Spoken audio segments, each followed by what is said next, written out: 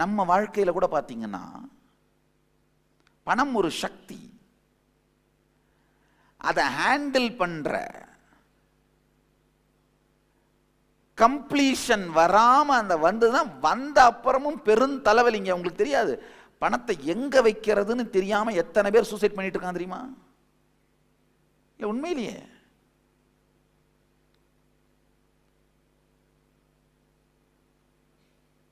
இல்ல இவங்களா சூசைட் பண்ணிக்கலனாலும் எப்படா சாவான்னு எத்தனை பேர் காத்துட்டு இருக்காங்க தெரியுமா? இல்ல உண்மையிலேயே சொல்றேன்.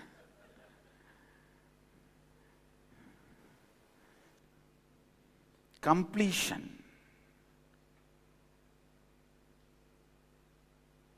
உங்களுக்கு உள்ள கம்ப்ளீஷன் நடந்துருச்சுன்னா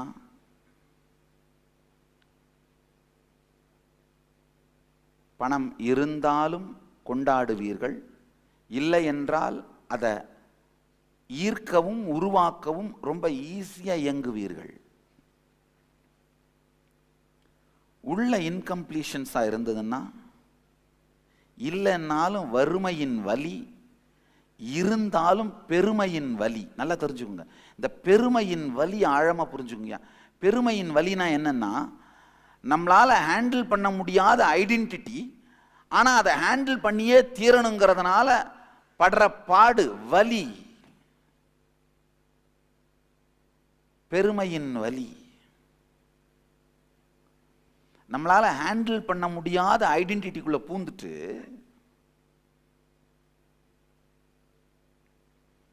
ஹேண்டில் பண்ண முடியாத ஐடென்டிட்டியை உருவாக்கிக்கிட்டு படுற பாடு, வலி.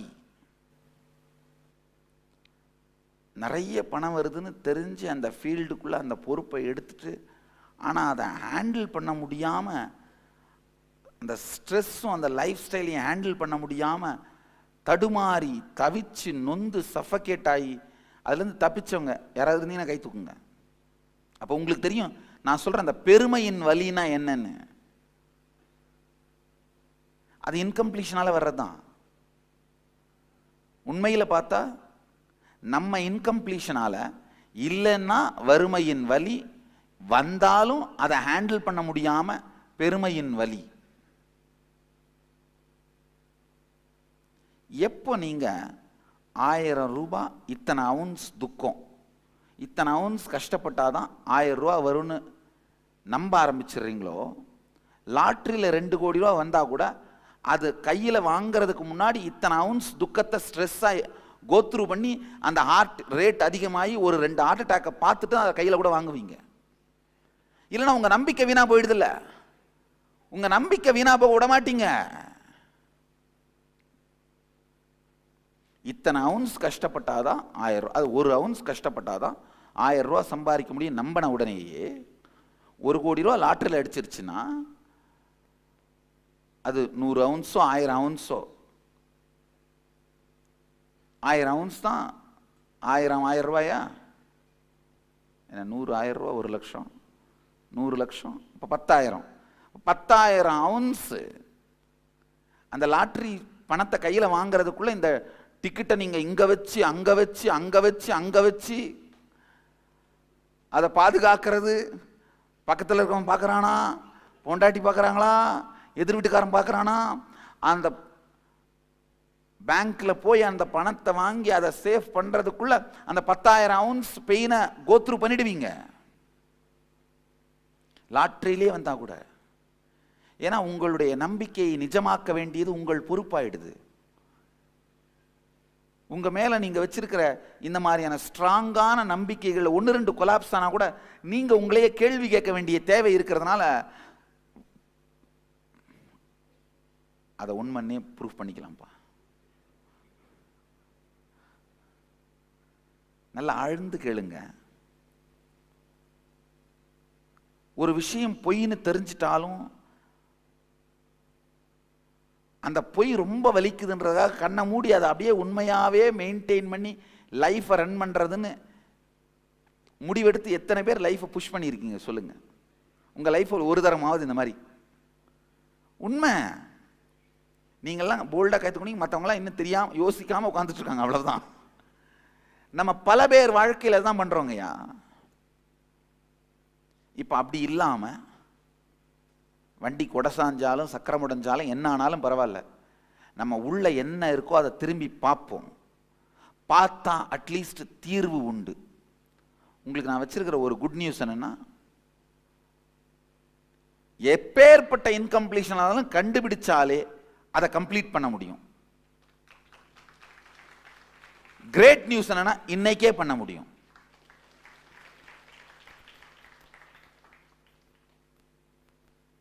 இப்போ இந்த மூன்றாவது கண் அவேக்கன் பண்ணுறது, இதுக்கெல்லாம் தான் நீங்கள் ஒரு மாதம் 2 மாதம் ப்ராக்டிஸ் பண்ணணும்.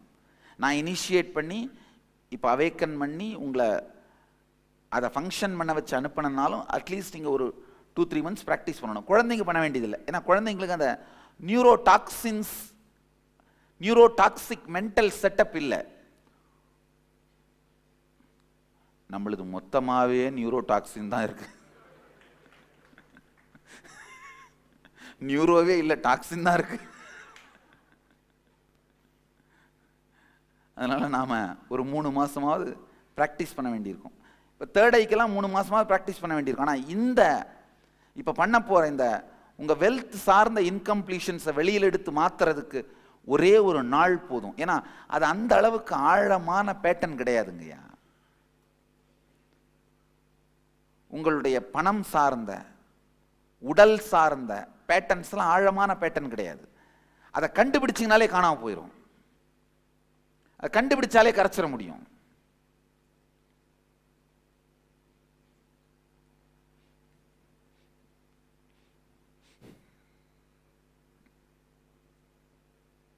இந்த நடுவில் கேப் கொடுத்தனா அது வேக்கப் கால்.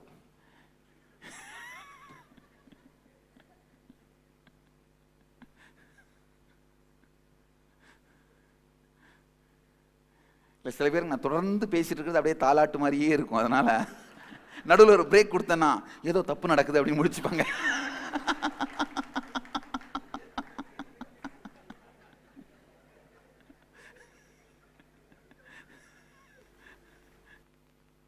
தொடர்ந்து எந்த முள்ளால் நம்முடைய இதயத்தை நாமே குத்தி கொண்டிருக்கிறோம் அப்படிங்கிறத மட்டும் கண்டுபிடிச்சோம்னா போதும். அந்த முள்ளை தூக்கி போடுறது பெரிய வேலை இல்லை. எந்த நெருப்பு நம்மை சுட்டு கொண்டிருக்கிறதுன்னு மட்டும் கண்டுபிடிச்சோம்னா போதும். அதுக்கு மேலே அதை எடுத்துடலாம். அது எடுக்கிறது ஒன்றும் பெரிய வேலை இல்லை. அந்த நெருப்பு கிட்ட நம்ம விலகிறது ஒன்றும் பெரிய வேலை இல்லை. தெரிந்து கொள்வது அதுதான் முதல் படி. இப்போ என்ன பண்ணலாம்? அடுத்து ஒரு 10 நிமிஷம் நம்மளை நாமளே திரும்பி பார்த்து, சின்ன வயசுல பணம்னா நாம என்ன கருத்தை கத்துக்கிட்டோம்? முதல்ல நம்ம அப்பாவோ அம்மாவோ அண்ணனோ தம்பியோ பணம்னா என்னன்னு நமக்கு சொல்லி கொடுத்தாங்க. அது ரொம்ப முக்கியம். நல்லா புரிஞ்சுக்கோங்க. பணம்னா என்னன்னு நீங்க கேள்விப்பட்ட முதல் கருத்து வாழ்க்கையில் ரொம்ப ரொம்ப முக்கியம். அது சார்ந்து உங்க வாழ்க்கையில நீங்க பில்ட் பண்ண வலிங்க. யாராவது ஒரு உறவினரோ நண்பரோ திடீர்னு பணக்காரர் ஆயிட்டு உங்களை மதிக்கலன்னு நீங்க நினைக்கிறது, அல்லது அவர் பணக்காரர் ஆயிட்டு உங்களுக்கு உதவலைன்னு நீங்க நினைக்கிறது, இல்லை பணக்காரர் ஆனப்புறம் ரொம்ப கர்வத்தோட அகங்காரத்தோட மாறிட்டார் நீங்க நம்புறது, உண்மையிலேயே நீங்க நம்புறது எல்லாமே உண்மையா இருக்கணும்னு அவசியம் இல்லைங்கய்யா. அதனால பணக்காரர்கள் திமிருடையவர்கள்னு நினைக்காதீங்க. அந்த திமிரோட இருக்கணும்னு நினைக்கிறவங்க பணம் இல்லைன்னாலும் அந்த திமிரோட தான் இருப்பாங்க. அந்த திமிரை பணத்து மேல ஆட்ரிபியூட் பண்ணாதீங்க, அந்த மனிதன் மேல ஆட்ரிபியூட் பண்ணுங்க. எப்ப நீங்க பணத்து மேல ஆட்ரிபியூட் பண்றீங்களோ அப்ப நீங்க அந்த பணம் உங்கள் வாழ்க்கையில வராமலேயே அன்கான்சியஸா தடுத்துக்கிட்டே இருப்பீங்க. ஏன்னா அது கெட்டது நீங்க தான் முடிவு பண்ணிட்டீங்கல்ல. அது மட்டும் இல்ல, நம்ம மனசுக்குள்ளேயே நம்மளை பத்தி வச்சிருக்கிற கற்பனை, ஒரு சின்ன வீடு ஒரு ஓரமா ஏதோ ஒரு காட்டு பக்கமா அப்படியே ஏதோ நான் பாட்டுக்கு ஒரு சின்ன ஒரு 1/2 ஏக்கர் காணியில விவசாயம் பண்ணிட்டு வர்றதை சாப்பிட்டுட்டு சிவசிவான்னு இருக்கலாம்ப்பா. இதையே உங்களுடைய லட்சிய வாழ்க்கை கனவா வச்சிருந்தீங்கன்னா நீங்க எப்படி செயல்படுத்தணும்னு நினைக்கிற விஷயங்கள்ல பேஷனும் இன்ஸ்பிரேஷனும் ஆக்டிவிசமும் வரும். அதுக்காகவே தானே இருப்பீங்க. அப்ப இங்க இருக்கிற பீரியட் டாலரேட் பண்ற பீரியடு. அங்கதான் ஒடுங்கணும்னு நினைக்கிறீங்க. அப்போ உங்களுடைய வாசனையும் நிஜமும் வேறு வேறா இருக்கு. எத்தனை பேருக்கு இது புரியுது? இந்த வாசனையும் நிஜமும் வேறு வேறா இருக்கிறது தான் பெரிய கான்ஃப்ளிக்ட், அதான் காம்ப்ளிகேஷன். பணமே தவறல்ல, பணம் வந்தவர்கள் வாழ்க்கையிலே செய்கிற செயல்களுக்கு இவர்களுடைய எண்ண ஓட்டம் பொறுப்பு, பணம் பொறுப்பல்ல. இவர்கள் சிந்தனை ஓட்டம் பொறுப்பு, பணம் பொறுப்பல்ல. என்கிட்ட வந்து சொன்னாரு, பணம் வந்தப்புறம் நீங்க ரொம்ப மாறிட்டீங்க போல. நான் சொன்னேன், பணம் இருக்கிறதுக்கு முன்னாடி இதே திமிரோட தான் இருந்தேன் போயா.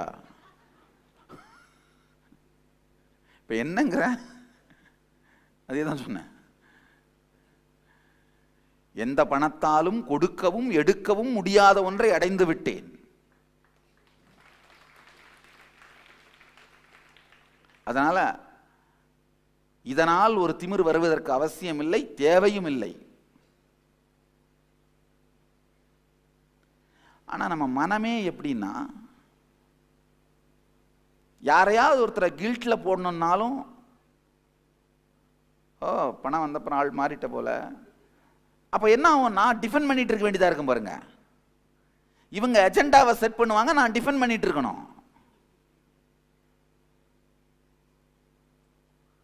நான் தான் யூஸ்வலா டிஃபெண்ட் பண்றதில்ல, போயா போயா அப்படின்னு.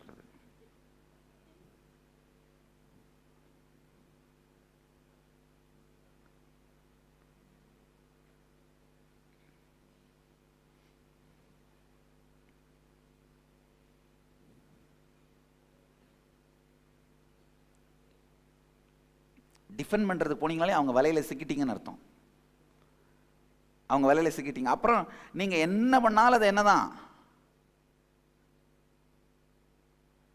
அவங்க வலையில் தான் இருப்பீங்க, அதுலேருந்து வெளியில் வரவே முடியாது.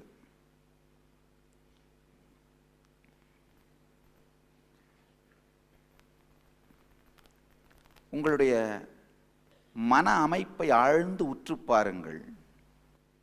எந்தெந்த இன்கம்ப்ளீஷன்ஸ் சின்ன வயசுல இருந்தே டெவலப் பண்ண ஆரம்பிச்சிங்க, பணம் சார்ந்து,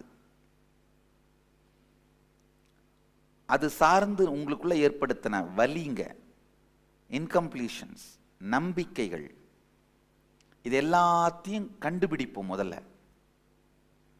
அப்புறம் இது எல்லாத்தையும், இந்த இன்கம்ப்ளீஷன்ஸ் எல்லாம் கம்ப்ளீட் பண்ணி, இந்த இன்கம்ப்ளீஷன்ஸோட தாக்கம் உங்கள் சிந்தனை உணர்ச்சி ஓட்டத்தின் மேல இல்லாம பார்த்துக்கிறது எப்படிங்கிறத அடுத்து செய்வோம்.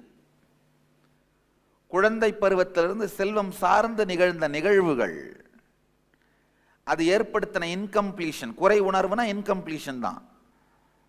அது பற்றிய உங்களுடைய அனுபவங்கள், செல்வம் பற்றி உங்களுக்கு இருக்கிற எண்ண ஓட்டங்கள், அதான் சம்ஸ்காரங்கள்னு சொல்றேன்.